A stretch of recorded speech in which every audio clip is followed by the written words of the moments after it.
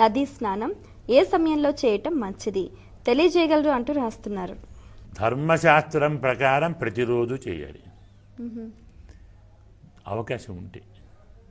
వీలుంటే దొరికితే నదీ తీరంలో మన నివాసం ఉంటే ప్రతిరోజు చెయ్యండి.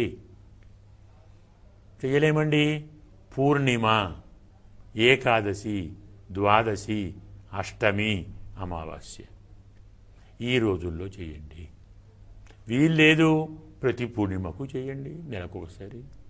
ప్రతి అమావాస్యకు చేయండి.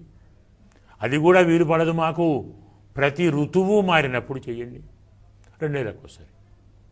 అది కుదరదు, అయనం, ఉత్తరాయణ, దక్షిణాయనం అంటాం కదా, అప్పుడు చేయండి. ఇది కాక గ్రహణంలో చేయండి, సంక్రాంతిలో చేయండి. సంక్రమణం 2 నెలలకోసారి వస్తుంది సంక్రమణం. సూర్యుడు ఒక్కొక్క రాశిలోనూ ఒక్కొక్క సంక్రమణం అంట. ఇలా సంక్రమణంలో చెయ్యండి, అయనంలో చెయ్యండి, గ్రహణంలో చెయ్యండి, అమావాస్య నాడు చెయ్యండి, పున్నమ నాడు చేయండి, పర్వదినాలలో చేయండి. మన ఇంట్లో ఏ విశేషం ఉంటే చేయండి. ఇంట్లో ఆరాధించాలి, నది దగ్గర ఉంది, వెళ్ళి స్నానం చేసి వచ్చేయండి. నదీ జలంతో మనం శుచి అవుతాం, పవిత్రం అవుతాం.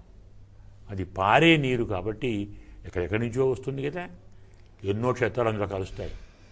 పవిత్రత విడిగా ఉంటుంది. అందువల్ల నదీ స్నానం ఫలానప్పుడే అని కాదు, మీకు ఎప్పుడు అవకాశం చిక్కితే, ఉత్సాహం లభిస్తే, ఉత్సాహం కలిగితే వెళ్ళండి, నదీ స్నానం చేయండి, ఆరాధన చేయండి, స్వామి దయను పొందండి.